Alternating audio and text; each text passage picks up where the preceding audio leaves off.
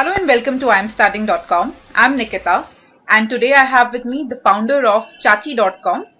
I have with me Tanvi Surti and I really like the name you guys have selected for your startup, Tanvi. Good to have you on I'm Yeah, Starting. thank you. Same here. It's great to be here. So can we get started with you giving us a quick brief about your startup, Chachi.com? Sure, sure. So, Chachi.com is a web platform Okay. for urban India to outsource those little annoying chores they don't want to do themselves. Mm-hmm. So, this can range from anything around the house, anything around the office, deliveries, pickups, so on and so forth. It's just a way for urban India, for working people to make their lives a little bit easier, and on the other hand help laborers in cities of India to find part-time jobs to make some quick money on the side. So it benefits both groups. Right. So, before we go further, can we just get to know a bit about your background and as to how you got started with Chachi.com? Sure. So was born and brought up in Mumbai. I went to the States and did my undergrad degree in computer science from Bryn Mawr, a Okay. small liberal arts school. I've always been very, very passionate about technology, and I think there's a lot of potential in any Web 2.0 initiative, which Mm-hmm. can help bring people together. So I was working at Microsoft, and I met my co-founder, Nikhil, and we got talking about what we could do in India, because India is the place to be for startups and business nowadays. Mm-hmm. And one pain point everyone had was labor. Like, that's something your parents might face, my parents have always faced, Right. is that just handling labor is being just so hard in India. They're inefficient, they're tardy, there's a bunch of negotiations, the user experience is really awful. So we just wanted to be the platform which just removes all those things from dealing with labor. So we make sure, so what we wanted to do was to create a platform which Mm-hmm. just made handling labor much easier. Um, and hence Chachi.com, a way to curate laborers on one end and then serve potential users with a really great user experience. Okay. But then my question is that did you always wanted to be an entrepreneur, or this happened by chance and you became an accidental entrepreneur? I think this is something I always wanted to do. I really enjoy owning something and Okay. I really enjoy creating it. Mm-hmm. I think I work best for myself. So this was always the dream. Okay, okay. So once you decided that this is what you want to do, what were the very first things you did? The very first things I didn't know this was something I wanted to do, actually, to be honest. Okay. This is a very risky venture. It's very hit or miss. So for the longest time, I was leaning towards a more secure job or something which has a steady and constant pay. I didn't know I want to do this. I'm still not sure. I get up every morning really scared. What am I doing with my life? But I so when I started, I thought I was going to do this part time while still based in the States. Mm-hmm. But like within 10 or 15 days, I knew I was kidding myself, because there is no way I could operate a very localized grassroots service based in Mumbai Mm-hmm. while still in the US. So there was no way this could have been done remotely, and I knew I had to be there on the ground, Mm-hmm. get my hands dirty. So at that point, it was like, hey, do I want to do this now? I'm just 21 years old. I can do this later. But then you know what? Hey, I'm young. I don't have any other responsibilities. This is what excites me. This is something I care about. Right. So just I made the jump. Okay. You made the jump. So what were the very first things after that you did? So Nikhil and I were already working on the site and on the framework while in the States. So we'd been Mm-hmm. working on Chachi.com on and off for about like 2 or 3 months. Okay. So I decided I needed to move back to India. I had one more year of college left. So I first thing I did was I had to tell my dean and my teachers that I wasn't coming back for my fourth year, Okay. which was really hard, um, because I all my friends were still in college and I had 1 year left. I had already gotten my degree because I had all the credits, so I was just going back, just enjoy college. So I wrote to my dean. I was like, hey, I can still get my degree. Is it okay if I don't come back? And she was like, sure. I don't see any problems with it. You can have your degree. So this was in September this Mm-hmm. year, that I told my dean that I was moving back to India. I came back to India. I told my parents I was moving back home. They were a little shocked. And then I moved back, and then the next thing I knew, I was working on Chachi.com full time. Wow, so this is like really interesting to see that you actually gave up 1 year of your remaining education and you took this Yeah. up. So yeah, so this is really Yeah. inspiring, yeah. So okay, so Either inspiring or really stupid. We will find out later. okay, let's hope for the best. So how are you getting, all these service providers on board? How am I getting all the service providers on board? So I have a couple of people completely dedicated to recruiting labor. Uh-huh. So their jobs are to reach out into the network and recruit anyone, any kind of laborer who might be interested in Chachi.com and get them on board. Mm-hmm. So then that has an exponential effect because you tell one guy, hey, this is interesting. Why don't you tell all your friends about it and give us their numbers? And then Mm-hmm. that kind of multiplies and it's a snowballing effect. But So then how right do now you we're approve them? how do we approve them? So they usually come in through a reference. Okay. So we know someone who's used them or someone who personally knows them in the past. We have a form of address verification, so either their PAN card or some kind of address proof.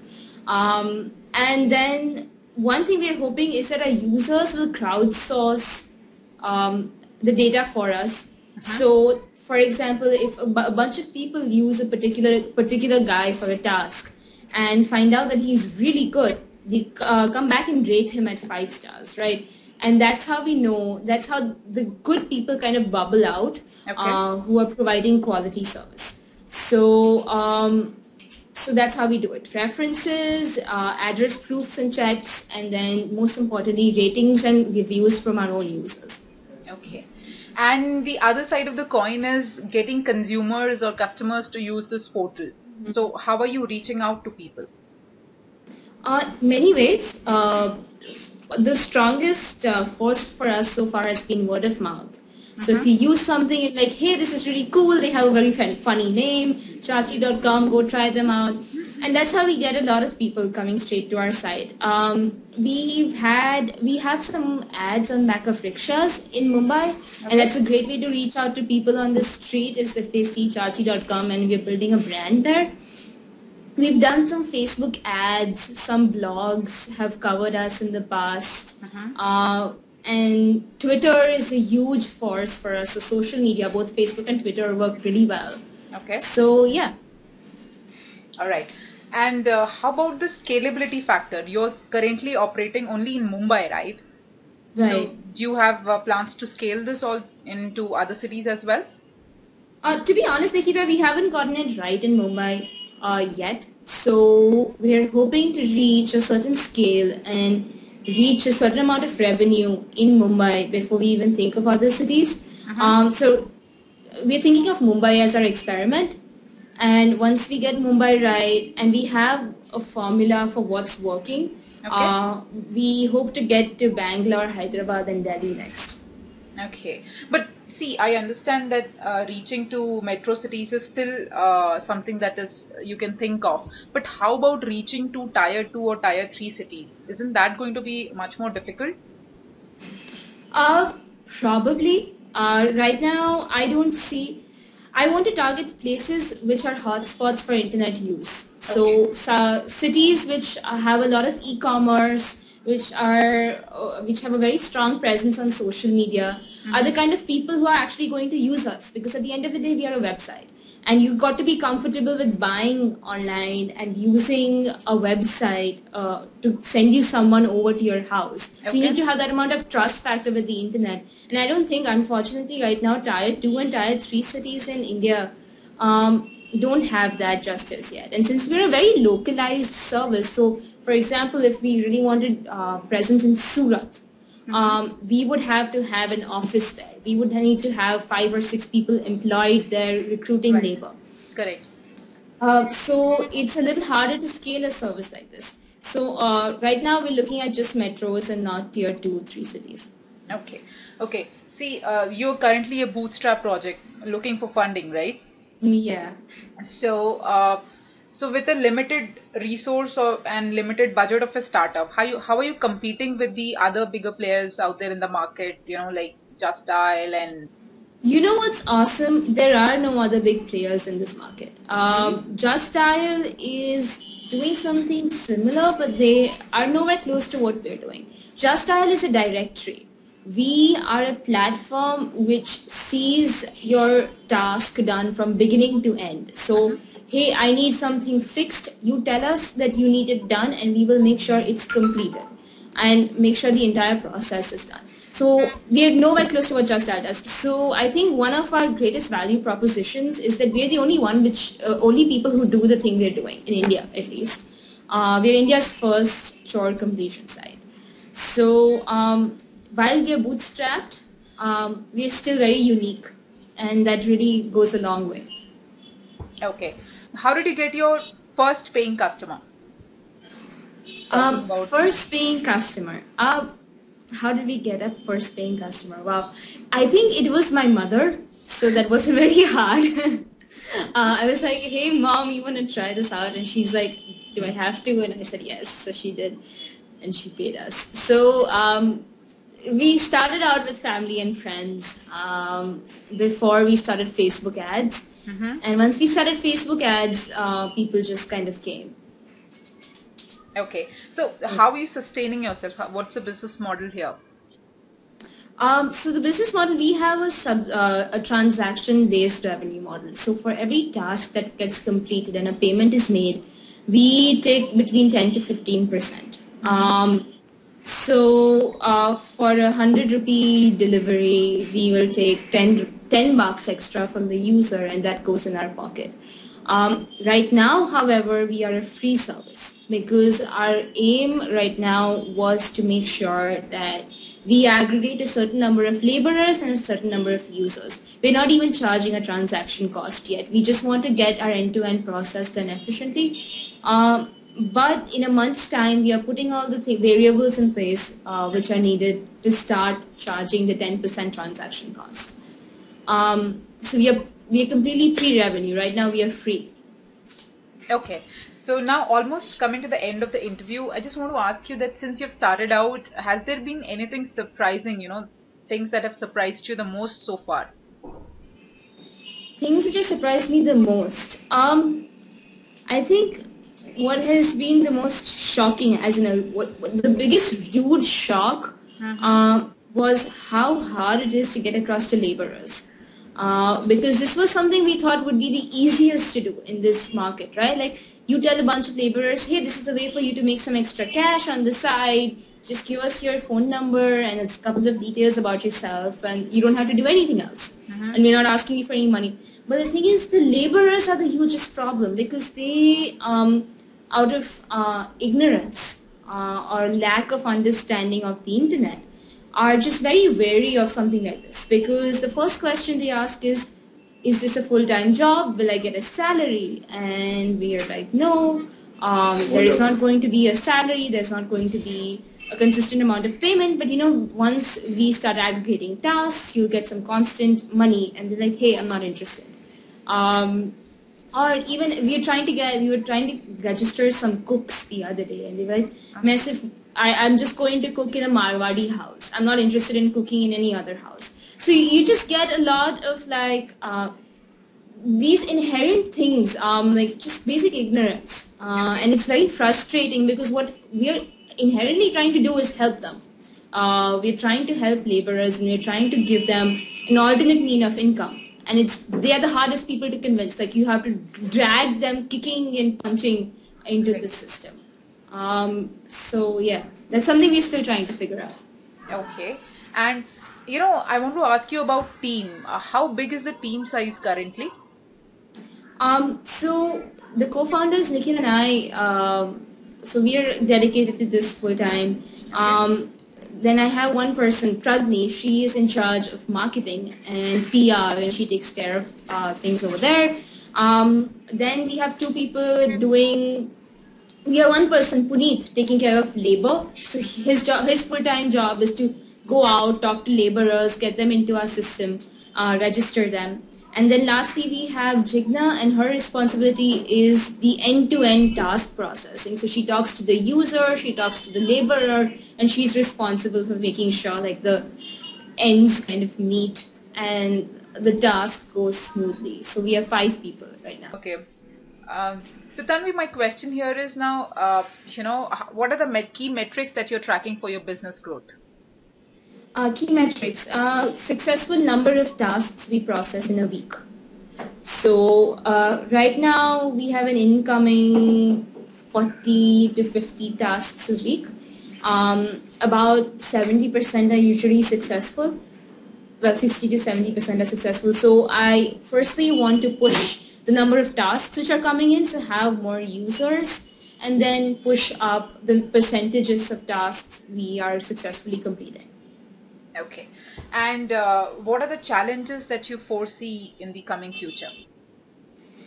So this is something we talked about, how Chachi.com is going to be really hard to scale in other parts of India. So that's first of all a challenge we see in the future. Another thing is our transaction-based model is hard to implement, which means that let me give you an example. Something we do a lot is deliveries. Okay. So a guy picks up something from person A's office to drop off at person A's home, and he's getting paid 100 rupees to do it. Uh-huh. And our part of the entire fee is $10.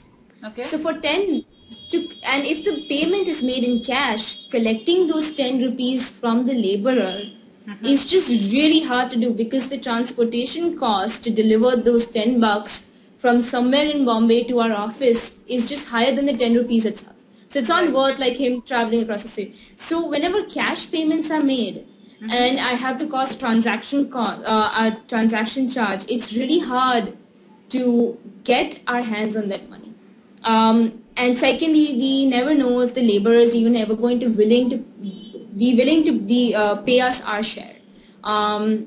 So just handling all that cash and kind of dealing with the laborer at the same time, that is a huge challenge. So that is something we need to figure out, like how to make sure we are having a steady income of revenue. Okay.